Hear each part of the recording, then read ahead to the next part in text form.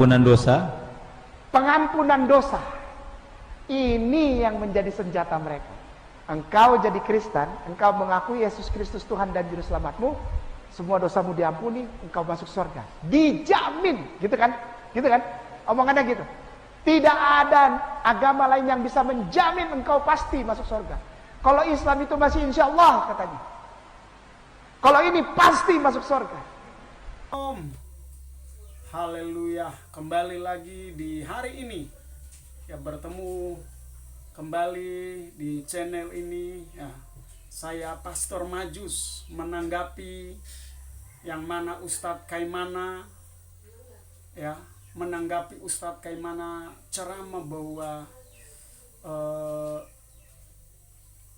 Yesus itu adalah maha pengampunan, atau Isa Al-Masih adalah maha pengampunan, dan di bawah kolong langit ini adalah tidak ada satu nabi pun yang mampu atau menjamin orang masuk surga. Hanya satu-satunya Isa Al-Masih atau Yesus Kristus, dan itu saya memberikan jempol atau apresiasi buat Ustadz Kaimana.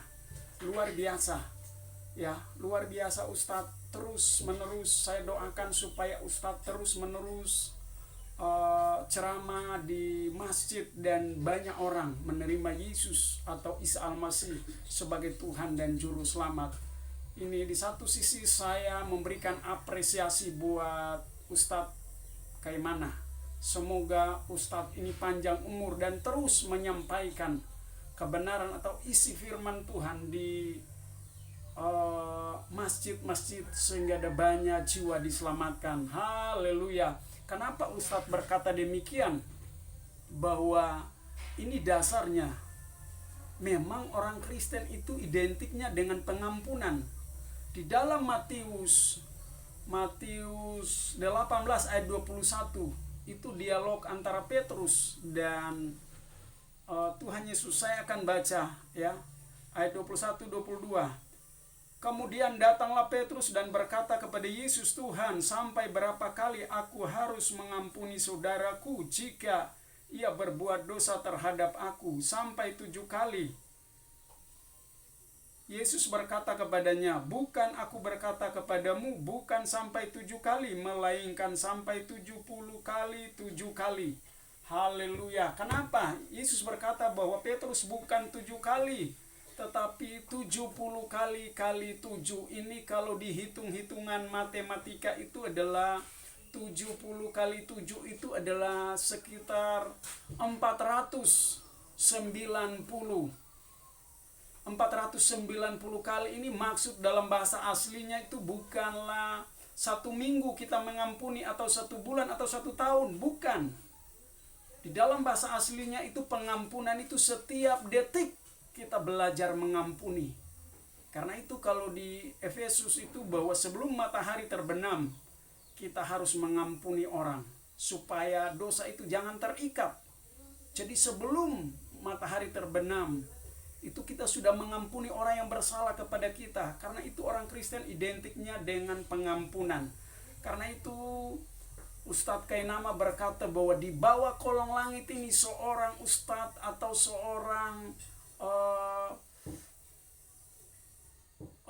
nabi ya, nabi atau siapapun, dia tidak bisa menjamin orang membawa ke surga. Hanya satu-satunya, yaitu Isa Al-Masih atau Yesus Kristus. Wow, saya salut buat Ustadz Kainama, ini luar biasa.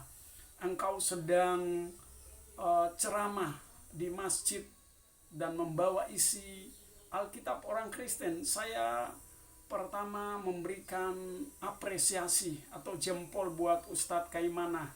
Luar biasa. Ustadz ini saya percaya engkau hebat, engkau luar biasa. Semoga Tuhan terus melindungi dan engkau terus mengibarkan tentang Injil atau kerajaan Allah. Ya, memang jalan satu-satunya hanya Isa Al-Masih atau Yesus Kristus. Ya, di dalam surat dulu ya, di dalam surat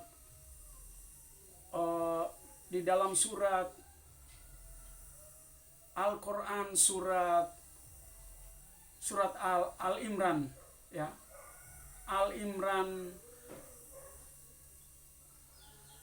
Iya, Al Imran, sorry, bukan Al Imran ya, surat Al-Sukruf 43 ayat 61 berkata bahwa Isa itu jalan yang lurus supaya diikuti.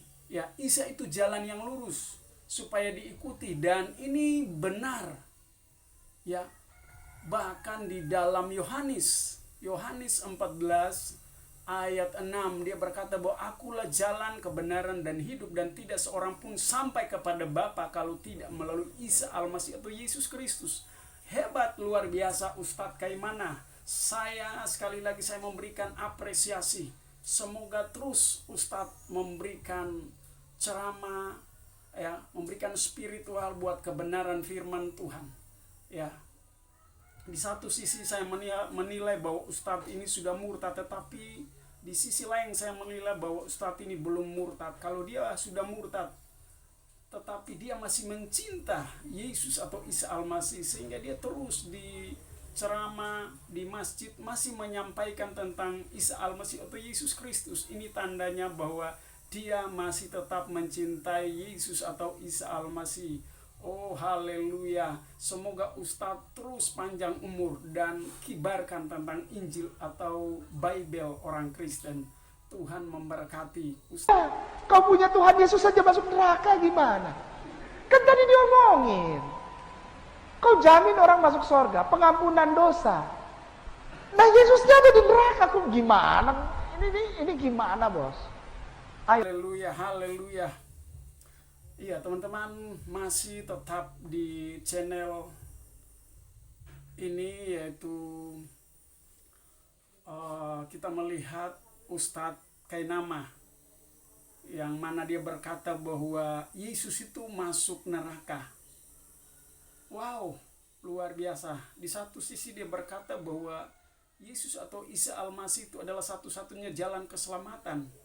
Tetapi di satu sisi dia berkata bahwa dia menghina Tuhannya orang Kristen atau Yesus Kristus. Dan ini sudah biasa, sudah menjadi kebiasaan. Ya, sudah banyak orang Kristen dihina, dicemooh, dicaci maki, bahkan dibunuh sekalipun. Kami orang Kristen itu sudah tahan banting atau sudah tahan uji. Karena itu identik orang Kristen itu adalah memiliki kasih, belajar mengampuni. Ustadz berkata bahwa ya, Yesus itu masuk neraka. Dalil mana yang Ustadz berkata? Apakah Ustadz berkata dia punya bukti, dia punya dalil? Tapi saya pikir di dunia ini tidak ada orang bodoh berbicara tidak punya dalil, tidak punya bukti sama sekali. Mari kita baca di satu ayat Kisah Para Rasul. Kisah Para Rasul 1 ayat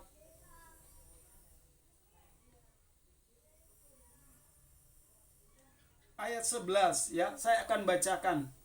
Dan berkata kepada mereka, hai orang-orang Galilea, mengapakah kamu berdiri melihat ke langit? Yesus ini yang terangkat ke sorga meninggalkan kamu akan datang kembali dengan cara yang sama seperti kamu melihat dia naik ke sorga. Wow, haleluya. Ini murid-murid Tuhan Yesus ya, yang di sinagog atau di atas loteng mereka sedang menanti-nanti, mereka sedang melihat, mereka sedang menyaksikan Yesus atau Isa Al-Masih naik ke sorga. Ini disaksikan loh. Beda dengan ada orang mengakunya saya adalah nabi yang diutus oleh Allah. Tapi yang disaksikan siapa? Tapi kita lihat Isa Al-Masih atau Yesus Kristus naik ke sorga, disaksikan. Jadi ada saksi di dalam hukum. Kalau ada saksi satu atau dua, itu hukum itu sah. Ya, di dalam pengadilan. Kalau tidak ada saksi, itu tidak membuktiin. Ya, itu tidak ada hukum yang valid, tidak ada hukum yang kuat. Nah, Yesus naik ke sorga. Dia disaksikan oleh murid-murid. Ada sekitar 120 orang yang disaksikan di loteng atau di Yerusalem. Ya, ini luar biasa. Dari mana Ustadz Kaimana engkau berkata bahwa Yesus itu masuk neraka? Ya, kalau kita perhatikan, masih di zaman dulu, ya dulu saya di seberang, di dalam surat Al-Imran, ya Al-Imran 3 ayat 45 itu berkata bahwa Isa Al-Masih berkuasa di dunia dan di akhirat. Ini Isa Al-Masih juga bisa membawa orang kepada sorga. Isa Al-Masih menjamin di dalam surat Al-Imran ini, ya, yaitu putra Maryam. Kok mereka Ustadz Kaimana tidak mengakui? Ustadz sudah tahu tapi coba memutar balik fakta. Ini salah satu pengajaran yang menyesatkan jemaah yang dia sedang ceramah di masjid. Dan ini tanggapan saya sebagai Pastor Majus Twepo. Saya menanggapi bahwa Ustadz ini sudah menyesatkan. Saya tidak berkata bahwa Ustadz ini penyesat, tapi dia mengaku bahwa dia pernah menjadi pendeta dan kuliah, mengambil S2 di Belanda sampai selesai, bahkan ditabiskan loh.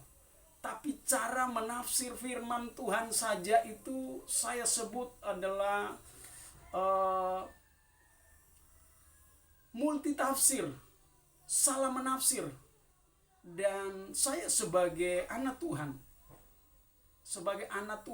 punya apologetika, punya pembelaan sesuai dengan iman dan kebenaran, dengan pengetahuan saya sesuai dengan kebenaran. Nah, saya perlu mengingatkan khususnya bagi orang Kristen, ya, kita tidak bodoh lagi. Ustadz ini berkata dia tidak punya dalil sama sekali. Kalau kita perhatikan di dalam surat Al-Fatihah itu, ya, dia berkata bahwa ihdinas siratal mustaqim, tunjukkanlah kami jalan yang lurus. Di dalam Nabi ini belum ada jalan, masih minta petunjuk supaya mereka ditunjukkan jalan yang lurus. Ngapain berada di jalan yang masih samar-samar, masih diberikan petunjuk kalau boleh ditunjukkan jalan yang lurus? Jalan yang lurus sudah pasti ada di dalam Isa Al-Masih atau Yesus Kristus. Jadi Ustadz ini sudah menyesatkan jemaah yang dia sedang ceramah. Saya tidak berkata Ustadz ini sesat, tapi menafsir firman ini dia berkata bahwa dia sudah menguasai bahasa Ibrani, bahasa aslinya, tapi dia coba mengeksegesi, ya, atau mengeksposisi firman ini, ya, dengan semuanya alegori. Dia coba menyampaikan kebenaran ini semua adalah alegori semua, ya, multitafsir, salah menafsir, dan ini menyesatkan buat jemaat dia. Tetapi saya perlu menyampaikan buat khusus orang Kristen, kita jangan terpancing. Ya, saya pikir bahwa kita punya apologetika, kita punya pembelaan sesuai dengan kebenaran yang sejati. Yesus adalah penyelamatan.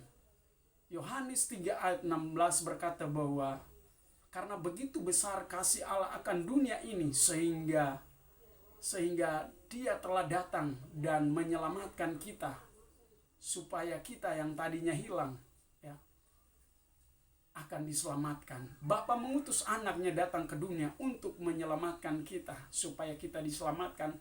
Yesus atau Isa Al-Masih dia menjamin bahwa kita itu nantinya akan masuk surga. Bahkan di Yohanes, ya, Yohanes 14 ayat 1 dan 2. Mari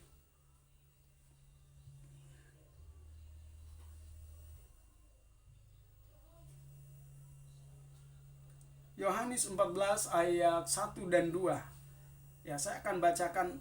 Janganlah gelisah hatimu, percayalah kepada Allah, percayalah juga kepadaku. Di rumah Bapakku banyak tempat tinggal. Jika tidak demikian, tentu aku mengatakan kepadamu, sebab aku pergi ke situ untuk menyediakan tempat bagimu. Haleluya, haleluya. Kenapa?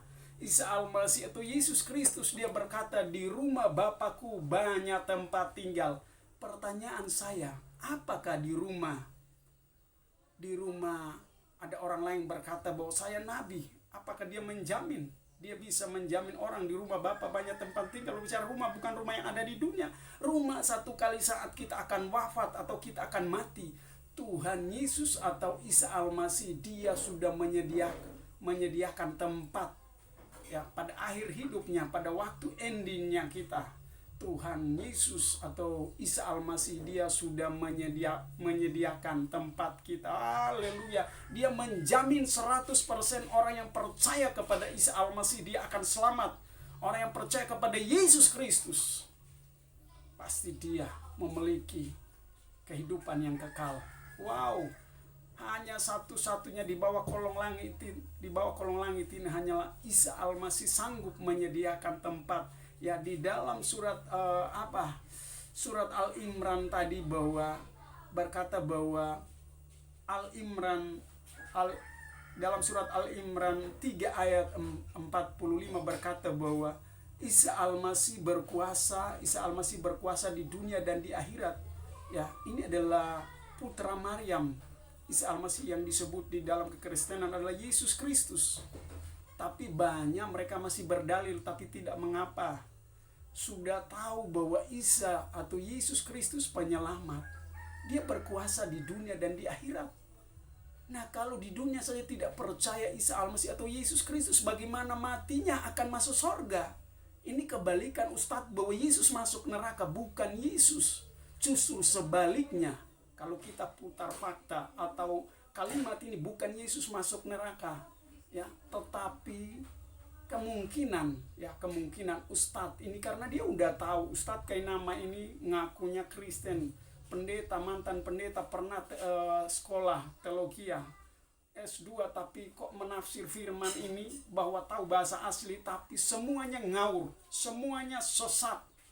Hati-hatilah Ustadz. Saya berdoa sehingga Ustadz bisa kembali kepada jalan kebenaran. Haleluya. Sampai ketemu di lain waktu. Tuhan Yesus memberkati.